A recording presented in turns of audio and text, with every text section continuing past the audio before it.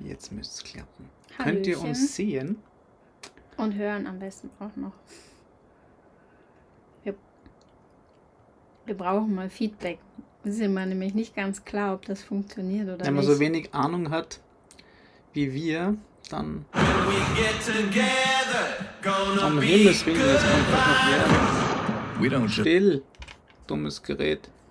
Okay, das heißt, danach geht's wahrscheinlich. Okay, ich glaube, wir sind live. Also, wenn ihr uns sehen könnt, schreibt doch bitte mal rein. Da sind Juhu, sie. Ja, okay. es klappt.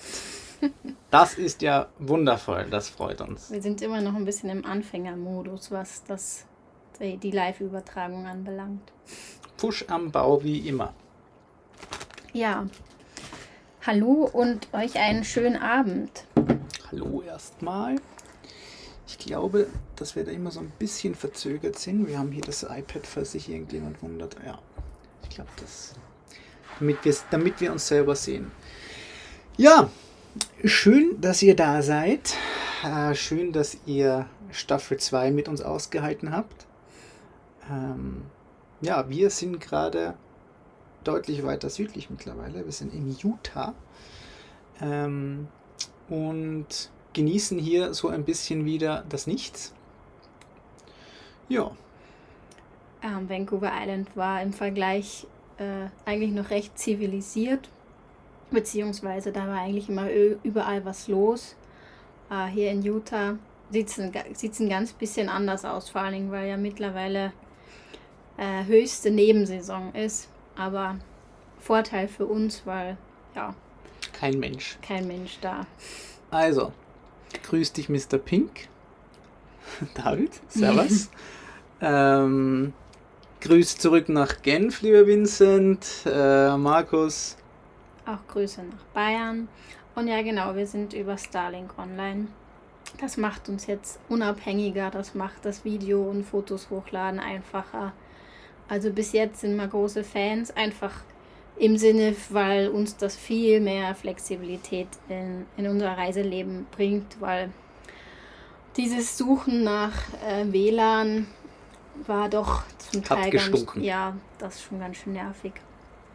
Kann ich mich noch erinnern, das war vor allen Dingen, als wir das Dempster-Video hochgeladen haben. Da waren wir mitten im BC und jeder Ort, wo es WLAN gab, war einfach zu schlecht, um ein Video hochzuladen. Und dann haben wir irgendwie einen Tag... Gerade das Dempster-Video. Ich glaube, da sind wir dann einen Tag mindestens 2 Stunden mehr gefahren, damit wir dann endlich irgendwo Internet hatten. Alles für euch. Nur für euch. Naja, auf jeden Fall ist das jetzt wesentlich einfacher. Ja. Hallo, schöner Mensch. Ja, ich habe tatsächlich wieder Haare, was so 3 Monate ausmachen. Ja? Eigentlich ist die Schere bald mal wieder dran. Ja, es wird mal wieder Zeit. Ja. Wie viel Reserve-Keilriemen haben wir noch auf Lager? Ich glaube, Keilriemen haben wir schon viele mitgenommen. Noch 2. Ja. Die fliegen uns irgendwie immer mal wieder um die Ohren. Ja, also man muss sagen, uns ist jetzt es war jetzt der zweite, der uns gerissen ist. Der erste ist irgendwie Tag 5 gerissen, aber das war irgendwie, ja, der war bei der Abholung nicht, entweder war das noch direkt bei der Abholung noch nicht fest genug oder Krug hat, wie sie den Wärmetauscher eingebaut haben, obwohl das macht nicht wirklich Sinn. Egal, irgendjemand hat das nicht so ganz festgeschraubt und der hat am Anfang hat es den durchgerissen und das habe ich halt am Anfang noch nicht so gecheckt. Dann ist der an Tag 5 abgeflogen, dann haben wir den eingebaut, der jetzt drinnen war. Der hat jetzt hier 35.000 Kilometer gehalten, also ja. Die 80er Lima, die zieht zwar an dem Teil wie ein Stier, aber ich finde alle 35.000 Kilometer mal einen Keilriemen wechseln. Ja, ist jetzt nicht... Man muss sich immer vor Augen halten, wenn selbst ich das reparieren kann, dann kann es keine große Reparatur sein. Das ist mal so das oberste Gesetz. Mittlerweile Keilriemen kannst du ja schon fast aus dem FF. Ja, da habe ich ein bisschen gespannt und so weiter. Ja. Ja, hallo alle anderen, die noch dazu gekommen sind. Hallo Roland, hallo Sebastian und Franziska. Wir versuchen mal so auf eure Fragen einzugehen. Vincent, du fragst nach einer Lösung, welche wir jetzt haben. Weißt du jetzt, was genau damit gemeint ist?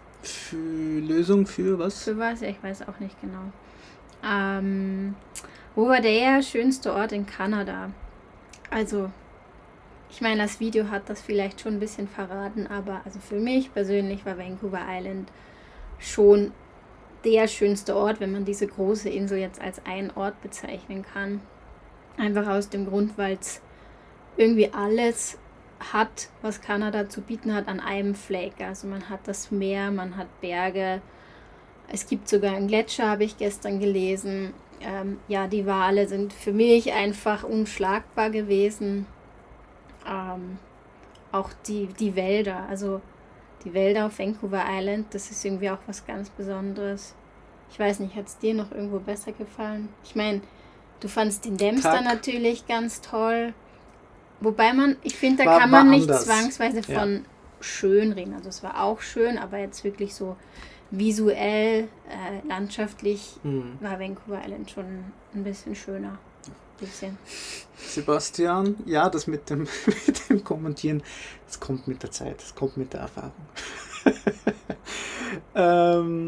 Grüße an die Mzungus zurück. Hallo ihr zwei. Batterie fast leer, okay, das ist weniger gut. Sag was zum Thema, warum Staffelende? Ja, weil wir von Kanada, also von Vancouver Island, in die Lower 48 rüber geschifft haben. Und ja, das war irgendwie so ein guter Zeitpunkt, mal zu sagen, 23 Folgen ist ein guter Zeitpunkt, wo man mal eine Staffel beenden kann.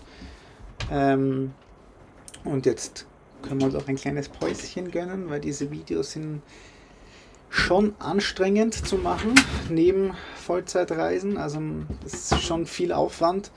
Also wir werden uns jetzt auch mal so vielleicht in 2 Wochen ein 2-wöchiges Päuschen gönnen, bevor es mit Staffel 3 weitergeht. Aber das war so der Hauptgrund, warum Staffelende einfach, ja, war ein guter Zeitpunkt. So, ich habe nur kurz für Strom gesorgt. Gerade sind, glaube ich, alle unsere Steckdosen mit irgendwelchen Geräten belegt. Vincent, LTE-Router mit SIM-Karte? Nein, wir haben Starlink auf dem Dach, über das wir jetzt mit euch reden. Und auf den Telefonen haben wir das mit eSIMs gelöst. Da gibt es eine ganz eine gute App namens, ich weiß jetzt nicht, ob ich das sagen darf, da ist ja immer so, Werbung. Ich sage es jetzt trotzdem, bitte zeigt uns nicht an. Ist keine Werbung, ich krieg nichts dafür. Mobimatter gibt es für iOS. Super cool, gibt man einfach das Land ein, in dem man Daten braucht. Braucht man natürlich ein eSIM-fähiges Telefon. Und wir haben jetzt hier in Kanada, USA und Mexiko eine eSIM, eine Hongkong eSIM, die uns irgendwie 35 GB um $39 gibt oder so. Also super, super gut. Jo. Ja. Warum Staffelende ist da als Frage? Achso, okay, habe ich nicht mitbekommen. Entschuldigung. Der Herr Professor, die Bremsen sind mittlerweile wieder in Ordnung. Halbwegs. Ja, sie sind okay, ich muss es nur nochmal machen. Also es passt alles, es läuft alles. Wir haben hinten einen Bremskolben, links hinten, also von der inneren man hat es eben gesehen am Video, von dem Ding haben wir den Bremskolben getauscht. Der war einfach korrodiert. Und haben wir wieder zusammengebaut und alles. Ich werde es jetzt aber nochmal machen, weil ich drauf gekommen bin, dass die Paste, mit der ich den Bremskolben eingeschmiert habe, nicht ideal war. Das heißt, da wird wahrscheinlich auf kurz oder lang wieder die Dichtung eingehen. Das heißt, nochmal das Teil abbauen, Bremskolben raus, neu einschmieren, neue Dichtung, fertig. Aber wenn man es mal gemacht hat, ist es echt kein Hexenwerk. Also wie gesagt, die klassische Regel, wenn es Arthur kann, kann es jeder. Man muss es halt mal gesehen haben. Ja, wir haben jetzt nur leider auch immer noch festgestellt, dass der einer Seite leicht wärmer ist. Das müssen wir schauen. Also kann aber auch einfach daran liegen, dass die Seite mehr Gewicht hat. Aber ja, also es war jetzt nicht die Scheibe, es war der Reifen, der wärmer ist. Das kann jetzt einfach vom Gewicht sein, das drauf ist. Wir haben am meisten Gewicht logischerweise links hinten. Aber das ist was wir beobachten müssen. Ja. Ich glaube jetzt eher nicht, dass es wieder ein hängender Kolben ist oder irgendwas. Ich glaube jetzt einfach, dass das Gewicht ist und ja. Welches Schnittprogramm benutzt ihr, fragt Lukas. Ich nehme Final Cut. Ich habe eine große Abneigung gegen Abo für Abo-Dinger zu zahlen, wenn ich das gleiche woanders mit einer Einmalzahlung kriege. Deswegen kein Premiere für mich. Deswegen habe ich mich damals für Final Cut entschieden. Aber man kann alles mit allem machen. Also es ist einfach nur, man muss sich halt in irgendwas reinarbeiten und dann mal mit dem anfangen, ja. Wir haben Starlink immer noch nicht fest installiert. Wir sind da irgendwie ein bisschen... Ja, ich meine, es liegt einfach an mehreren Faktoren. Wir müssen mal diesen festen Fuß bestellen, dafür brauchen wir dann wieder eine Adresse und wir müssen uns entscheiden, was die beste Lösung ist. Und wir sind immer so, bevor wir was fix machen, probieren wir immer möglichst lange aus, um rauszufinden, wo platzieren wir am besten den Router, wo verlegen wir das Kabel, weil man jetzt auch immer bedenken muss, wenn das Starlink halt vorne auf unserer Fahrerkabine steht, dann muss das ganze Kabel halt so verlegt werden, dass wir auch noch immer die Fahrerhauskabine kippen können. Wir können es auch aufs Dach von der Wohnkabine stellen, finden wir aber auch nicht so gut, weil dann immer einer bis ganz aufs Dach kriechen muss. Wir haben noch überlegt, es immer hinten durchs Fenster im Bett hochzustellen. Ist vielleicht am gemütlichsten, hat aber den Nachteil, dass wir das Starlink immer irgendwo hier drin platzieren müssen. Also wir sind noch so im Abwägen, aber wir kommen gerade auch noch mit dem nicht feststehenden Starlink ganz gut zurecht. Wenn es der Wind nicht wegweht, sagen wir mal so. Ja, es war in letzter Zeit recht windig hier. Ja. Danke Mr. Pink für den netten Kommentar. Wie oft nutzt ihr Motorrad in der Praxis? Lohnt es sich, es dabei zu haben? Ich würde sagen, bis jetzt hat sich es nicht wirklich ausgezahlt, aber das liegt, glaube ich, auch an Nordamerika. Also meine Vermutung ist, dass wir es im Süden mehr verwenden werden, einfach weil halt die Straßen kleiner sind und es einfach schwieriger wird, mit einem LKW herumzukommen. In Nordamerika ist es so easy, überall hinzukommen. Also da kann man sich, glaube ich, wirklich sparen. Wir passen hier in einen normalen Parkplatz rein. Das muss man sich mal überlegen. Anyhow, ja, also in Nordamerika, wenn man nur Nordamerika macht, ich glaube, da kann man sich sparen. Wenn man die Panama macht, kann ich es euch erst irgendwann in Zukunft sagen. Ich kann mir aber vorstellen, dass wir es im Süden mehr brauchen werden. Aber so viel zu den Reiseplänen. Wir dürfen noch bis Anfang Jahr in den USA bleiben. Dann geht es nach Mexiko auf die Baja. Dann wollen wir es endlich mal wieder ein bisschen wärmer haben. Ist nämlich gerade ziemlich kalt hier schon. Und dann einfach immer weiter in den Süden bis nach ganz, ganz, ganz unten. Genau. Ich glaube, damit haben wir ein paar Fragen da beantwortet. Oh, by the way, hi to the Northeast. Guten Tag zu Belgrade in Maine. Genau, Reiseziele, die ganze Panamerikaner ist geplant. Mal schauen, ob uns da wieder irgendwas in die Quere kommt oder ob wir uns plötzlich umentschieden und wieder hochfahren. Oder ob man, keine Ahnung, weiß nicht. Aber das ist mal so der Plan. David sagt noch, er glaubt, dass wir in Mittelamerika und Südamerika das Motorrad lieben werden. Also ja, das war auch eben genau unser Gedanke. Was wird man beim Steuer und der Kabine anders machen? Es gibt eigentlich gar nicht so viel. Also wir sagen immer wieder, dass wir froh sind über fast alles, wofür wir uns entschieden haben. Es gibt eine Sache, über die wir mal philosophiert haben. Als es mal wärmer war, haben wir gedacht, es wäre besser, die Klimaanlage beim Bett zu haben. Weil wo braucht man es am kühlsten? Das ist halt der Raum, wo man schläft. Und die kühle Luft, die die Klimaanlage genau da produziert, kommt irgendwie etwas schwerer nach hinten. Geht aber eben nur, wenn man im Bett kein Dachfenster hat. Würden wir jetzt sagen, kann man so sagen, ist schade, aber könnten wir auch mit leben. Also man kann auch ein wunderschönes Dachfenster über die Sitzgruppe vorne machen. Also das wäre eine Überlegung, das zu tauschen, worüber wir mal geredet haben. Was würde ich sonst anders machen? Also war bei uns halt nicht möglich. Ich würde ihn aber generell kleiner bauen. Aber ich meine, wäre schon möglich gewesen, aber wir haben die ganze Mühle halt darauf ausgelegt, dass wir auch mit Kindern in Zukunft reisen können, weil zweimal können wir es uns halt nicht leisten. Ähm, und deswegen haben wir ihn so groß gebaut.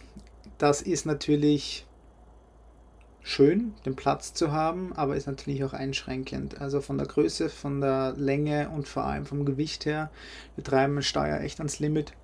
Wir haben ja bei Stefan das gibt ja das normale verstärkte Federpaket hinten, wo man eine Lage mehr hat. Wir haben noch eine Lage noch mal mehr gebraucht, weil wir einfach so am Anschlag sind mit dem Gewicht hier. Also wir sind mit L5 unterwegs und ja, also das Problem ist halt, dass man so viel Zusatzkram einfach braucht, insbesondere wenn man auf Reise, auf längerer Reise ist, dann hat man halt einen ganzen Haufen an Ersatzteilen dabei und es kommt auch immer wieder was Neues rein, wenn man wieder checkt, dass man noch alles braucht. Bremskolben zum Beispiel, große Empfehlung, nehmt euch Bremskolben mit. Ja, man hat immer das Falsche dabei an Ersatzteilen. Ja, ist immer so. Wenn man Bremskolben mitnimmt, dann braucht man den sicher Aber nicht. 2 Dinge würde ich auf jeden Steuerbesitzer empfehlen. Türgriffe. Wir haben nämlich gerade Momentan kommen wir nämlich nicht in unseren Steier, außer durch den Durchstieg. Es sind am selben Tag beide unsere Türgriffe kaputt gegangen und wir kommen nicht in unsere Fahrradkabine. Also wir sind gerade sehr froh über unseren Durchstieg. Also bei der Judith ist, also auf Beifahrerseite ist der Griff gebrochen, das ist der Klassiker. Deswegen sollten wir Ersatz haben. Bei mir da gibt es so einen Pin, den man hochzieht, wenn man die Schnalle hochhebt und der rutscht gelegentlich durch und bei mir ist das so, ich habe das schon einmal in Seattle repariert, offensichtlich nicht gut genug oder nicht weit rüber gebogen, diesen Stift wieder und den muss man einfach zurückbiegen, dass diese Schnalle ihn hochdrückt und halt den Mechanismus auslöst und bei der Judith ist er gebrochen und bei mir ist er genau am gleichen Tag, hat er wieder angefangen durchzurutschen. Also Türgriffe und Bremskolben. Plus Dichtungen natürlich, ja. Ich meine, bei mir hat das schon lange gehangen und jetzt, wo er gebrochen ist, war es, glaube ich, auch wieder extrem kalt. Und die Kälte ist, glaube ich, wird das. Ja, es war einfach schon angebrochen und ja, der liebe Mann war zu faul, es zu reparieren, muss man ehrlicherweise sagen. Das war ein bisschen natürlich... Naja, es war einfach nicht notwendig, es hat ja noch funktioniert. Ja, aber wenn man den Sprung sieht, kann man da vielleicht mal irgendwie so einen Kleber reinhauen oder sonst irgendwas. Wäre nicht blöd. Wir werden das heute auf jeden Fall noch reparieren, damit wir auch während der Fahrt ein- und aussteigen können und nicht die Tür auflassen müssen. Genau, aber noch zu der Frage, wir würden wirklich nicht viel anders machen. Gibt eher Sachen, wo wir wirklich genau sagen können, das würden wir wieder so machen. Also zum Beispiel, dass wir von drinnen an die Heckgarage rankommen, das ist extrem Gold wert.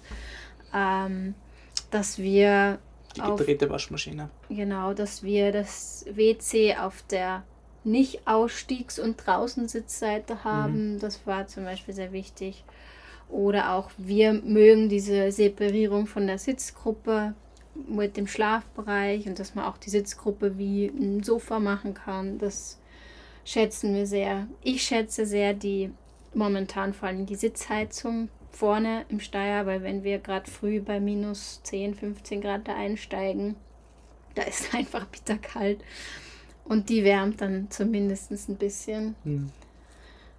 Ja. Wenn man mehr Gewicht frei hätte, dann würde ich mir vielleicht auch noch eine Standheizung, eine Luftheizung einfach vorne einbauen, weil ja, Steierheizung ist halt dafür gemacht, dass die Soldaten nicht am Lenkrad festfrieren und das war es aber auch. Also da kann man sich überlegen. Übrigens, Reinier, danke dir. Vielen herzlichen Dank. Was ist denn eine Bayern-Frischluftaustausch? Einfach ein Deckenventilator? Nee, das ist so ein Entfeuchter. Aha, okay. Nein, wir haben nur einen ganz normalen Deckenventilator, aber der läuft eigentlich bei uns fast rund um die Uhr, um eben einen Luftaustausch zu generieren, damit es drin nicht zu feucht ist. Und irgendwo ist immer ein Spalt Fenster auf und das klappt sogar auch, wenn es draußen minus 20 Grad hat. Also das ist nur eben eine ganz leichte Zirkulation, aber die braucht es, glaube ich, eben auch, um die Feuchtigkeit rauszubringen. Roland bildet nämlich sehr gerne alles, was man im Pfusch verwässert, nehme ich immer gerne. Nachdem ihr jetzt schon einiges schrauben musstet, würdet ihr euch gegebenenfalls auch ein modernes Zugfahrzeug einlassen, wenn ihr noch mehr kauft? Nö. Also ich glaube, ich nicht. Es kommt alles mit seinen Vor- und Nachteilen. Das sagen wir immer wieder. Und es kommt vor allem darauf an, wo man mit dem Kahn hin will. Ich würde auch nicht einfach nö sagen. Also wir haben ja kein modernes Fahrzeug ausprobiert. Und wenn wir es jetzt ausprobieren würden und da läuft alles reibungslos, dann würde man vielleicht sagen, dass das nett ist, solange eben alles gut läuft. Ich weiß nicht. Also, okay. Modernes Fahrzeug, super geil. TGM haben wir uns damals sogar angeschaut, haben wir uns lange Zeit überlegt. Ich würde es für das, was wir damit machen, aber nicht machen. Also ich würde die Pan-Am nicht mit einem MAN TGM unbedingt machen. Wir haben Leute getroffen, die Probleme hatten, zu einem Service zu kommen, weil es keiner machen konnte hier. Wir haben von Leuten gehört, wo irgendein MAN-Techniker 2 Stunden zu ihnen fahren musste. Also ich glaube, das war in Europa. Ja, war in Norwegen irgendwo. Weil sie einfach irgendeinen Fehler bei der Bremse hatten und der ist dorthin, hat die OBD angesteckt, hat den Fehler gelöscht und die Karre ist wieder gefahren. Das ist in Europa auch vollkommen okay, wenn es einen Euro 6 hast und kommst überall hin und ist top und du hast eine gute Versorgung. Aber, und man muss auch sagen, der Steyr ist nicht die ideale Wahl, ist wahrscheinlich auch nicht die ideale Wahl für Nordamerika, Südamerika, wenn man nicht unbedingt sich wenn man dieses Netzwerk nicht hätte, das man halt bei den Steyern hat, weil es fahren halt viele Leute Steyr, es gibt wahnsinnig viele Leute, die sich gut auskennen. Roland. Und es gibt einfach wahnsinnig viele Ressourcen, wo man lernen kann, die Dinge selber zu machen. Und das war das, warum wir im Endeffekt zum Steyr gegriffen haben. Ich hatte Bock, das zu lernen und ich wollte das machen. Das muss man auch haben, wenn man einen alten LKW fährt. Weil es ist dauernd irgendwas, sei es die Türgriffe oder sei es schieß mich tot. Es ist halt immer was zu machen. Aber man kann es halt auch machen. Ja. Also ich würde es wieder machen. Das kommt halt aber auch bei mir irgendwo daher, ich hatte Bock, es zu machen, ich hatte Bock, es zu lernen. Wenn man das nicht hat, vielleicht ein neuer, aber es ist halt schwierig. Alles, was Elektronik hat Elektronik, die irgendwo eingehen kann. Beim Steyr kippst halt Diesel rein und die Karre rennt. Ja, letztendlich hat der Arthur schon recht. Wir können wie in die Bedienungsanleitung schauen und da steht beschrieben, was man machen soll.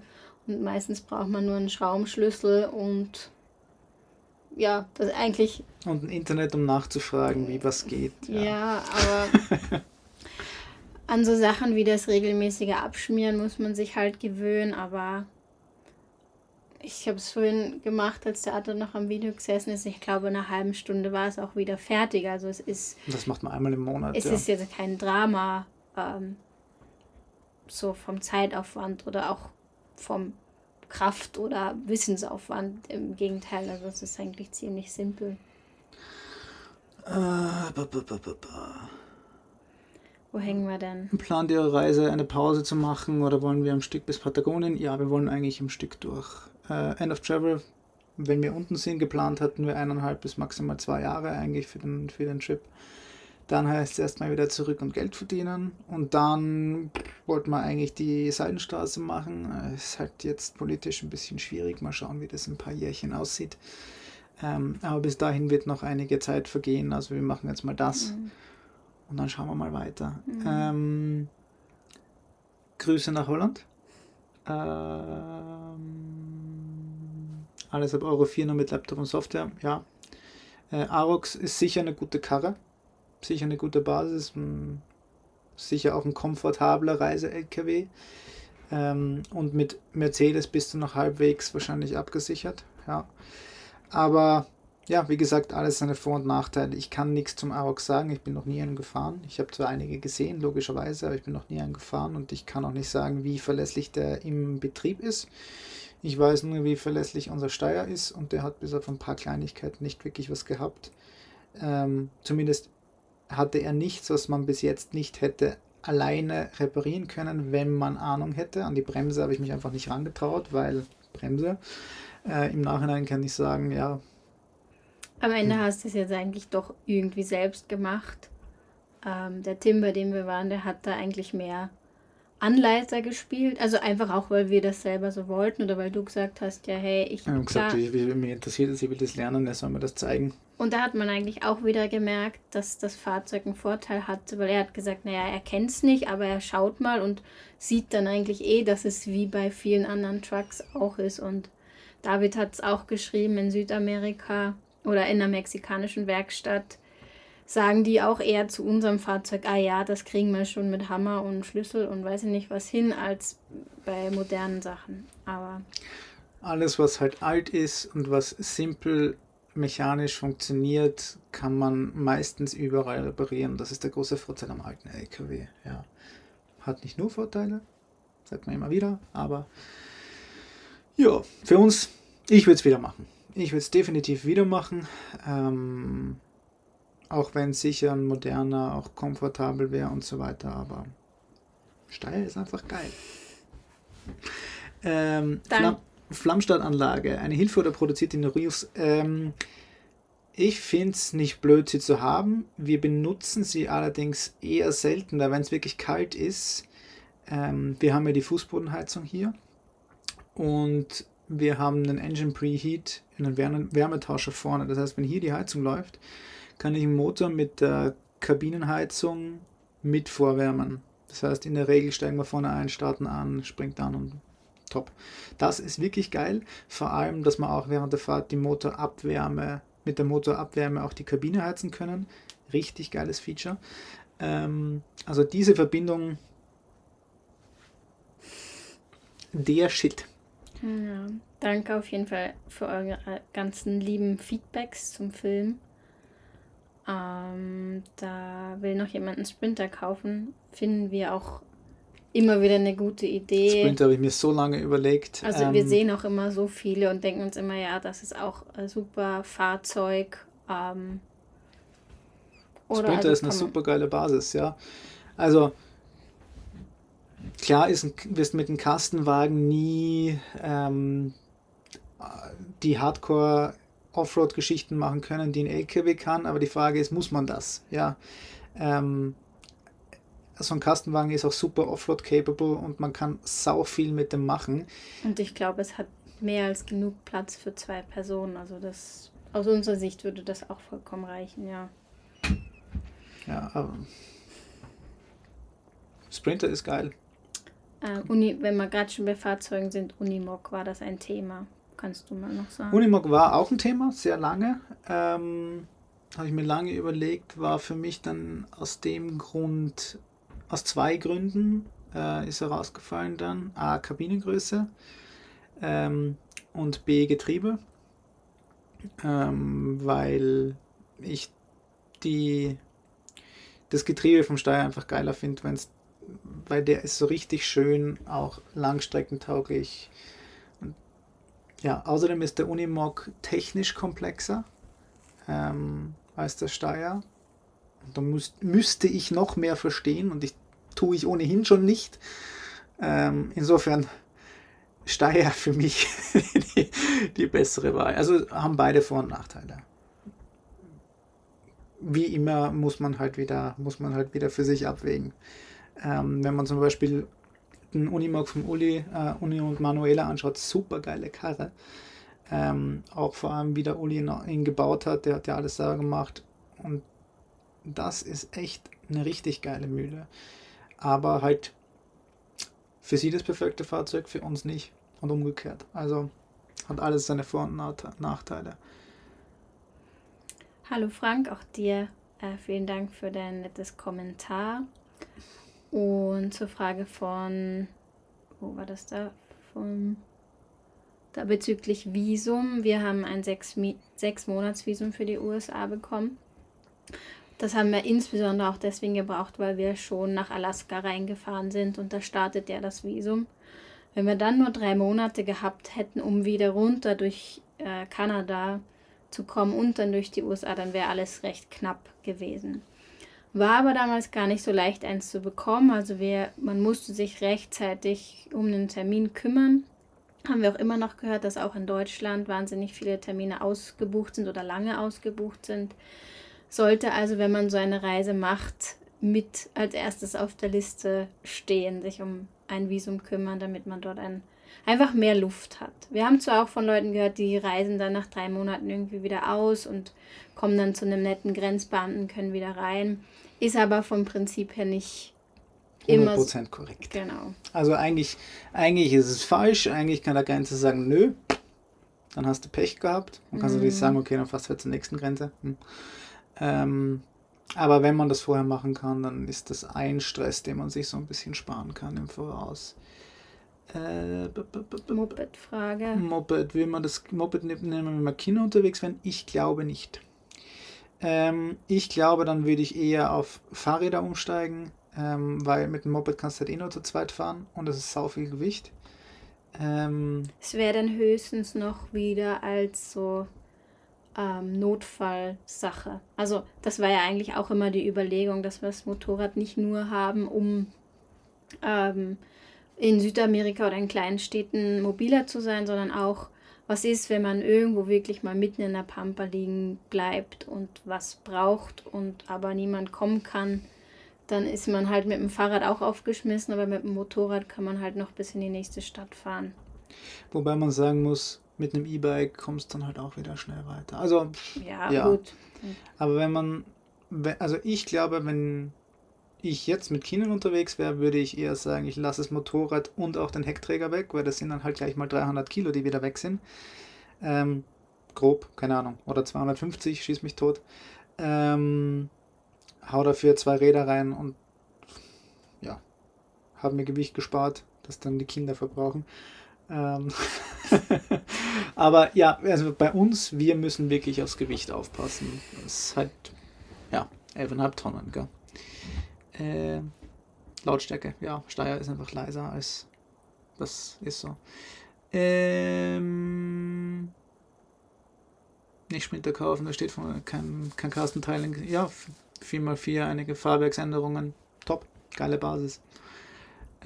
Markus, ja, wir filmen genau mit der Sony Alpha und einem Gimbal. Den Gimbal verwenden wir eigentlich in letzter Zeit sind wir ein bisschen faul mit dem Gimbal. Fast nur beim Fahren, halt, beim Fahren ohne Gimbal würde es eigentlich nicht funktionieren. Wenn wir jetzt wandern gehen und so unterwegs sind, da ist uns der meist zu lästig, weil der ist schon schwer und klobig zum Tragen. Da reicht es eigentlich schon, wenn man die Kamera in der Hand hat und wir dann manchmal noch andere Objektive dabei. Ja, hin und wieder filmen wir noch GoPro, Drohne halt. Genau. Liebe Grüße zurück nach Graz in die Heimat. Wärmt über den Temperaturen im Motor über einen Wärmetauscher vor? Ja. Bei denen, die wir jetzt haben, definitiv. Also, ich würde sagen, alles unter 5 Grad. Pi mal Daumen. Aus dem Bauch heraus. Also, wenn ich rausgehe und sage, puh, es ist kalt, dann hat auch der Steyr verdient, dass er ihm vorher warm gemacht wird, bevor er angestartet wird. Das ist so mein Zugang. Und wenn es so kalt ist, also wir haben es ja in der Regel so, wenn es wirklich schweinekalt ist, dann heizen wir die Nacht durch. Also wir hatten jetzt in letzter Zeit so minus 17 Grad, dann läuft die Heizung halt durch. Wenn es so irgendwie bei irgendwo zwischen 0 und minus 5 ist, dann lassen wir sie am Abend noch so 2 Stunden laufen, bevor wir schlafen gehen. Und morgens programmieren wir sie dann so 2 Stunden, bevor wir aufstehen. Und dann heizt sie auf. Und wenn wir halt aufstehen, schalten wir noch einen Engine Preheat mit ein. Und wenn wir Kaffee getrunken haben und so weiter, dann ist das Teil vorne warm genug, dass wir schön starten, losfahren, gib ihm. Hat auch einen schönen Vorteil, dass man halt dann auch gleich mit der Heizung wärmer, dass die Heizung halt gleich wieder ein bisschen wärmer macht. Ja, also Wärmetauscher ist geil. Was fehlt euch am meisten? So lange Zeit haben wir mal gedacht, eigentlich überhaupt nichts. So, also gerade so Essen, wenn wir jetzt auf die Frage vom Roland auch eingehen, kulinarische Versorgung. Wir haben eigentlich nicht so großes Problem, uns Was willst du sagen? Mir fehlt schon kulinarische Versorgung im Sinne eines Lagerfeuers mit dem Roland, wo er mir wieder ein Steak kriegt. Schleimer. Nein, aber eigentlich sagen wir immer, wir sind da sehr anpassungsfähig. Am Anfang ist es schon so, dass man ja gewöhnt ist, irgendwie seinen Joghurt zu kaufen, den man immer kauft. Aber eigentlich haben wir schnell gesagt, ja, ist doch Blödsinn. Hier gibt es andere Sachen, die wir jetzt hier zu schätzen lernen. Man muss ein bisschen aufpassen, weil die Amerikaner überall Zucker reinstecken, wo eigentlich gar kein Zucker drin sein muss. Aber, also kulinarisch würde ich sagen, fehlt uns nicht viel, oder? Nö. Nö. Und sonst, mir manchmal oder uns, weiß ich nicht, ist uns doch aufgefallen, wenn man so lange reist, fehlen einem dann doch irgendwann die Menschen. Ursprünglich ist man ja so, wenn man in Europa ist und immer bei der Arbeit und 1000 Menschen um einen rum, dass man sagt, Urlaub, auf ins Nix, wir wollen unsere Ruhe haben. Und wir genießen auch jetzt schon sehr unsere Ruhe, aber wenn man ein halbes Jahr lang irgendwie seine Ruhe hat, nicht dauerhaft, aber große Zeit. Und sie es isoliert nur mit mir aushalten muss. Nein, aber dann merkt man, dass man so das soziale Umfeld doch hin und wieder vermisst, den Kontakt zu Freunden, zu Leuten. Aber wir versuchen jetzt eigentlich hier wieder mehr mit anderen Leuten unterwegs zu sein. Das lockert das Ganze dann schon immer mal wieder auf. Und es sind so viele Leute unterwegs, das ist echt jedes Mal wieder aufs Neue cool, wie viele Leute man trifft. Wir treffen ja jetzt auch wieder die Dirt Trails, die wir ja in Alaska kennengelernt haben, beziehungsweise auf der Grenze vor Alaska. Die haben uns zu Thanksgiving eingeladen und wenn ihr euch erinnert, wir hatten da so einen Abend, wo wir zusammen mit den Dirt Trails, mit ihrem Tundra und einem weißen MAN Cut 1 zusammengestanden sind. Das war aber nur eine ganz kurze Szene. Das war nur eine kurze Szene, ja. Aber irgendwie hat es gerade sich so ergeben, dass wir zu Thanksgiving alle irgendwie grob gesagt in der Gegend waren und Christina und Brian haben uns dann zu Thanksgiving nach Hause eingeladen und die anderen mit dem Cut 1 auch. Und dann waren wir in Denver zu Thanksgiving und das war super cool. Das war unser erstes Thanksgiving und das war echt mördernett. Und das ist einfach so coole Sachen, die da so passieren, wenn es auf einmal irgendwie stehst in Alaska in dem Flussbett und nicht ganz ein halbes Jahr später oder 3-4 Monate später triffst dich auf einmal in Denver in Colorado wieder zu Thanksgiving. Das war wieder mal echt eine geile Aktion. Ja. So, Gibt es noch was du am meisten vermisst? Nö. Ich glaube nicht. Ich überlege weiter und komme sonst darauf zurück. You were at the lake some weeks ago and tried to canoe. You said something happened that made us leave earlier in the morning, earlier for the best. What was the event? Were you in some danger? It was a weird situation in the morning when I think it was around 6 a.m. When, well, in the middle of the night, a car came that camped maybe 20 meters away from us, 30 meters away from us.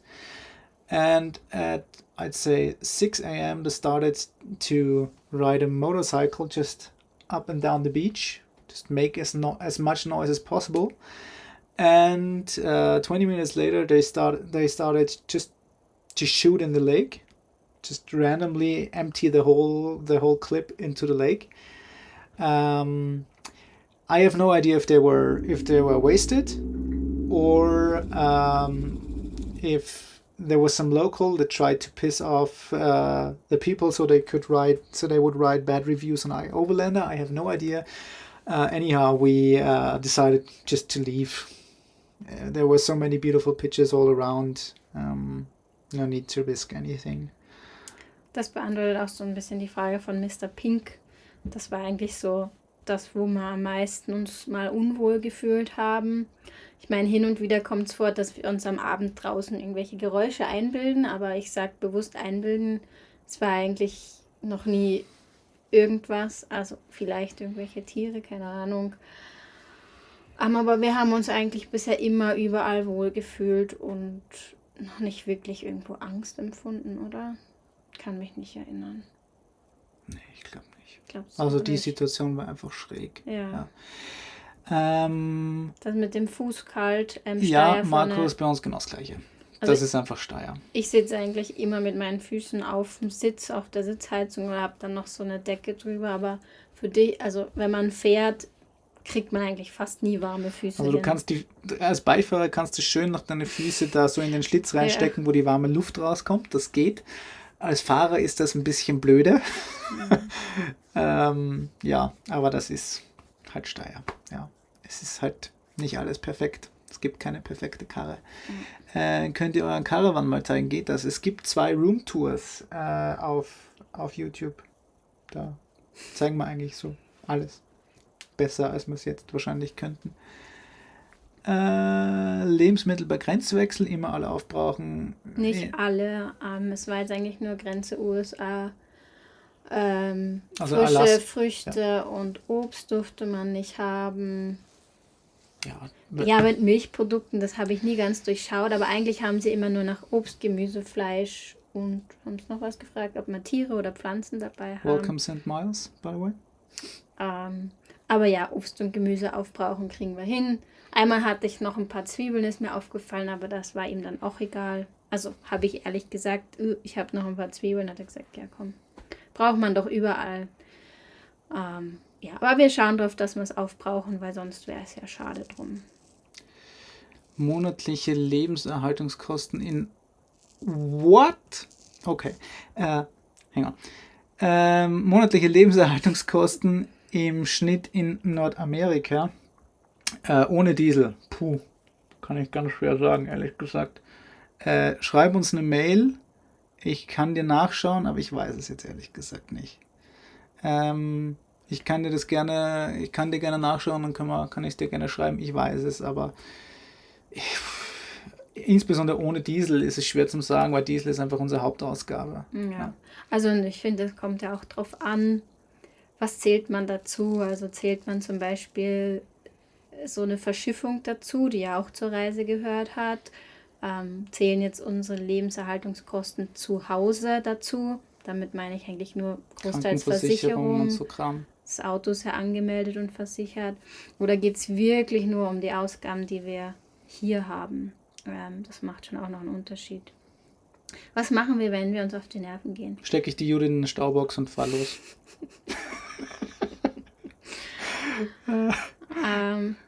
Also es kommt eigentlich sehr selten vor. Wir können es wirklich sehr gut miteinander aushalten. Ja, Klar, Zeit abwarten, bis wir uns wieder gern haben. Nein, also nee, also ich würde mal sagen, wir sind relativ harmonische Menschen. Klar, irgendwann verprügelst dich halt mal gegenseitig. Aber ich glaube, das ist bei jedem auf, so. dass dich nicht jemand anzeigt. Stell, im Internet muss man immer aufpassen mit dem, was man sagt. Nein, wir hauen uns nicht. Wir üben nur verbale Gewalt aus. Sehr schön. Nein, also Sehr schön. ich kann eigentlich, oder wir können beide sagen, wir versuchen, wann immer möglich, über alles zu reden. Auch einfach ist es extrem wichtig, immer im Austausch über die Bedürfnisse bei so einer Reise zu bleiben, weil man einfach in einer ganz anderen Situation ist. Also weil man erstmal rausfinden muss, was ist wichtig für einen, funktionieren die Abläufe so, passt es für beide, fahren wir weit genug, fahren wir zu weit, ist es zu anstrengend, und ich glaube, es ist einfach wichtig, immer im Austausch darüber zu bleiben und dass wir beide gegenseitig auf die Bedürfnisse eingehen, und dann ist man glücklich. Ich finde übrigens großartig, dass wir genau, wo wir über Streit auf Reisen reden, einen Spam-Kommentar mit Find Love on a New Dating Site bekommen. Perfekt. Vielen Dank, lieber Spam-Bot, für dieses unfassbar gute Timing.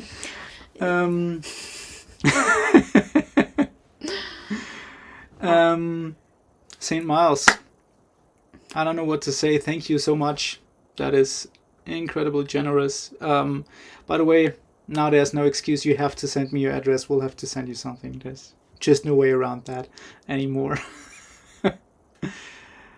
Das kommt davon, wenn Bayerisch nicht eine Weltsprache ist und bei Englisch versteht man halt nichts. Verstehe ich Vielleicht nicht. ist das die zurückgezogene Nachricht, ich weiß es Aha. nicht. Können wir nicht längere Videos machen? Also, ich wage zu behaupten, mit 15, 20 Minuten sind wir schon bei den relativ langen Videos und alles, was darüber hinausgehen würde, würde einfach die Qualität einschränken. Und Oder wir könnten nicht mehr reisen, weil wir nur genau, noch an den Videos sitzen würden. also ich sitze an einem normalen YouTube-Video, an einem normalen, nicht dem jetzt, weil das war deutlich mehr Aufwand, genauso wie der Dempster. Dempster war noch mehr, aber an einem normalen YouTube-Video sitze ich um die, ich würde mal sagen, 20 Stunden alles zusammen die Woche. Und wenn ich das noch länger mache, dann brauche ich nicht mehr reisen gehen. Das Video jetzt waren sicher irgendwie so 60 Stunden Aufwand, grob gesagt. Und Dempster waren wahrscheinlich irgendwie so 80. Ja, anyhow. Wir könnten längere Videos machen, dann wird halt die Qualität abstinken und das ist ein Trade-off, den ich nicht mag, weil ja, das ist irgendwie, ich möchte die Videos in der Qualität rausbringen, also in einer Qualität rausbringen, wo ich sage, das ist so gut, wie ich es hinkriege. Und wenn ich das nicht machen würde, dann könnte man zwar längere Videos machen, aber dann wäre ich irgendwie selber nicht so ganz zufrieden. Ja, deswegen 15 bis 20 ist, glaube ich, eine ganz gute Zeit pro Woche. Jule, danke für den Tipp mit den beheizten Stiefeln. Ich habe tatsächlich sogar beheizte Handschuhe dabei. Die hat mir der Arthur mal vor Jahren geschenkt. Da bin Bestes ich mit Geschenk ever. Fahrrad zur Arbeit gefahren und mir haben nicht mal mehr die normalen Skihandschuhe geholfen. Und ja, auch jetzt hier in Utah, wenn wir wandern gehen, ich meine, man bewegt sich, da wird man warm, aber irgendwann frieren mir einfach die Hände ab, sind bei mir, glaube ich, auch einfach schlechter durchblutet. Gleiches könnte ich eigentlich wirklich für die Füße gebrauchen. Ich habe eher mal an Socken gedacht, weil die kann man dann in allen Schuhen anziehen.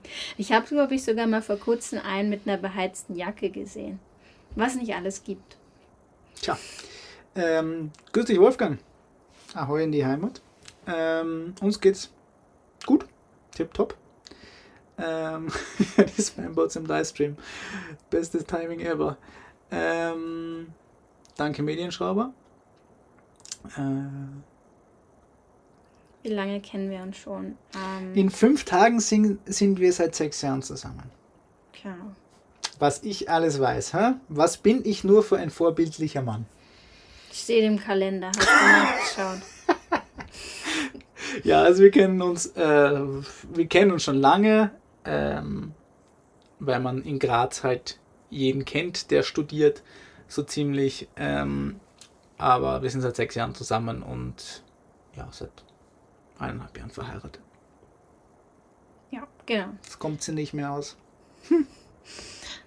Zeigt mal mehr euren Alltag so in den Videos generell.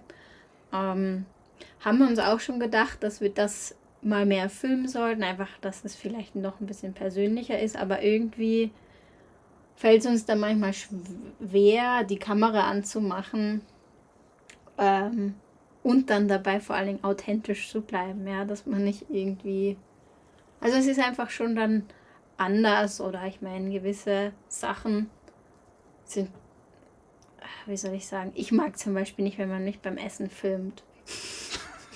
Da hätte Arthur... Notiz an mich. Judith beim Essen filmen. Ja, wir werden schauen, dass wir es ein bisschen mehr reinbringen. Ja, aber es ist halt immer so ein bisschen auch, ja, wie viel will man herzeigen, wie viel... Wir versuchen halt immer so ein bisschen diesen Mittelweg zu gehen. Irgendwie möglichst authentisch das Ganze zu machen und nichts aufgesetzt zu machen. Aber halt irgendwo auch so ein bisschen zu sagen, ja gut, das ist jetzt YouTube und das sind wir. Man muss nicht über jeden Stuhlgang berichten, sagen wir mal so. Nicht? Könnte man anfangen. Ja.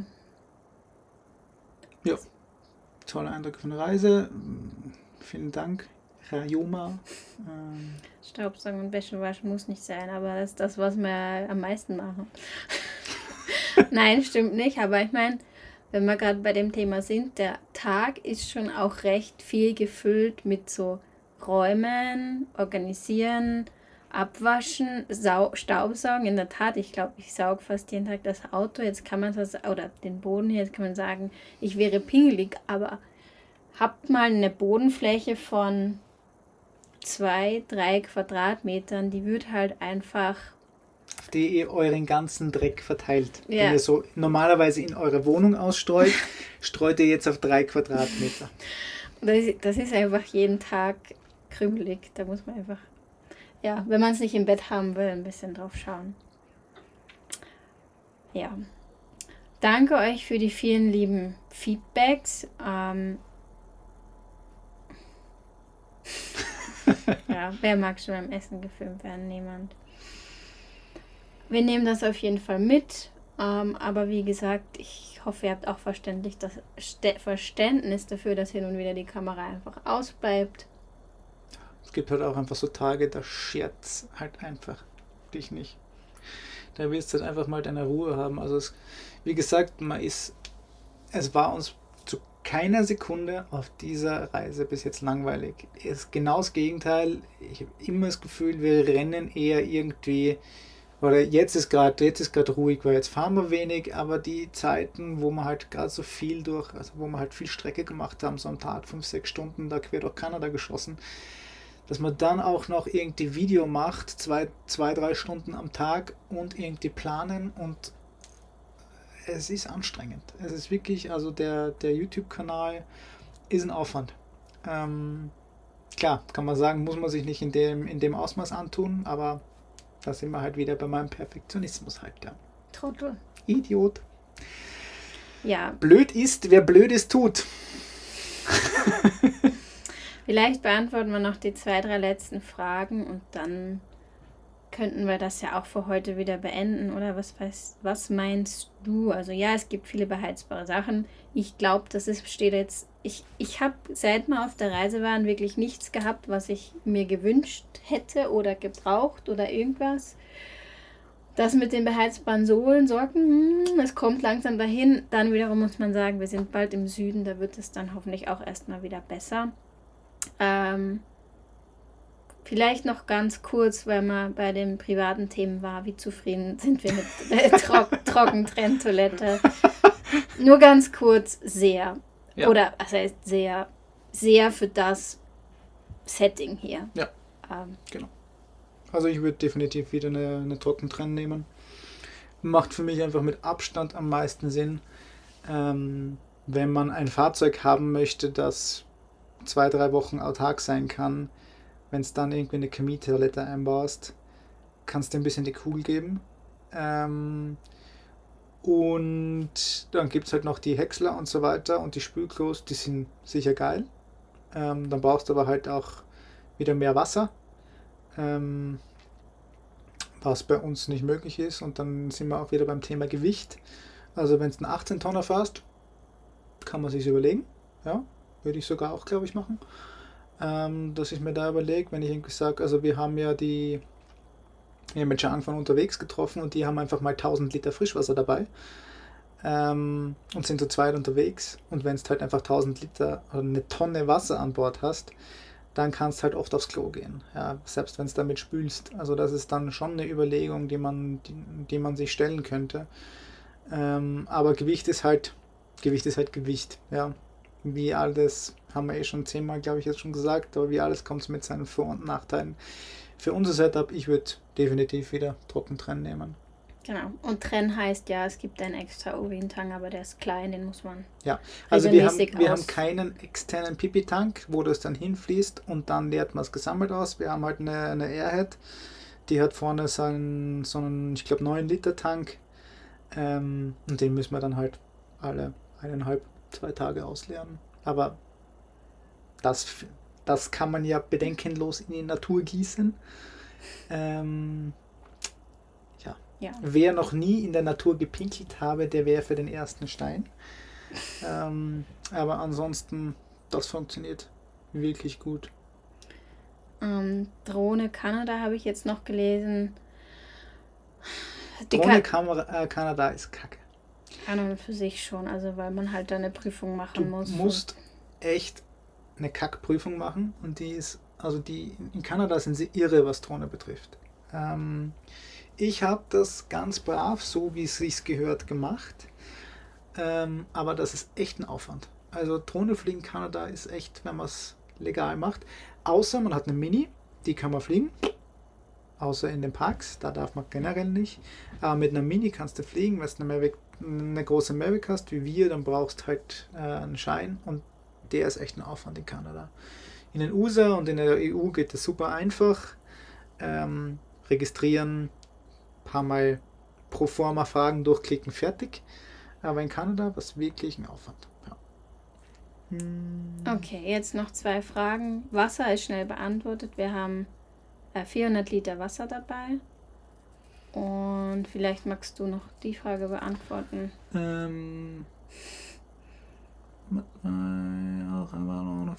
Danke, Hilmar. Ja, sowieso vielen Dank für alles Positive, was ihr schreibt. Wir können nur nicht alles erwähnen. Warte mal. Haben wir da noch was vergessen? Auf irgendwas wollte ich, der Dick von Leuven hat vorher irgendwas gepostet. Finde ich nicht mehr. Is the crew as you expected? That's a difficult one. Yes and no. Yes, I would say yes in general. Ja. Let's keep it like this. Yes, in general. Wie viel Wasser haben wir dabei? Hast du schon gesagt? 400 Liter. Hm? Okay. Dann lass es uns gut sein lassen für heute. Lass es uns gut sein lassen. Dann sagen wir danke fürs Vorbeischauen. Danke für eure Teilnahme, für euer Dabeisein, für euer Feedback. Wenn ihr Verbesserungsvorschläge habt, dürft ihr natürlich auch immer wieder noch gerne schreiben. Oder noch ganz spezielle Fragen beantworten wir auch gerne über Instagram oder E-Mail. Ja, einfach her damit. Danke nochmal unbedingt, Rainier. Thanks again, St. Maus. Dann danke fürs Zuschauen. Danke, dass ihr uns bei Staffel 2 begleitet habt. Wir sehen uns dann zu Staffel 3 wieder, wenn ihr Lust habt. Ja, wenn wir euch noch nicht auf die Nerven gehen. Wir hoffen, ihr könnt eine kleine Pause verkraften. Ja, also ich denke, wir gönnen uns jetzt mal 2 Wochen. Mindestens. 2 Wochen Pause und dann vielleicht so, was haben wir dann? Vielleicht gibt es eine Weihnachtsfolge. Vielleicht, mal schauen. Wäre doch ein guter neuer Start. Ja. Dann, ja. So, für den 25. Dezember, was ist denn das für ein Tag? Nein, mal nachschauen, aber das wäre doch ein guter... Ist ja egal. 25. Jetzt versprich nicht wieder 25. ist ein Sonntag. Ja, schauen wir mal. Ja, anyhow, wir lassen es euch wissen. Und auf Instagram gibt es immer so ein bisschen mehr, da kriegt man auch ein bisschen mehr mit. Also wer da noch nicht dabei ist, vielleicht mal reinschauen. Da sind wir auch ein bisschen mehr up to date. Ja. Okay, dann. Also, gute Zeit und danke fürs Dabeisein. Tschüss. Ciao. Tschüssi. Tschüssi.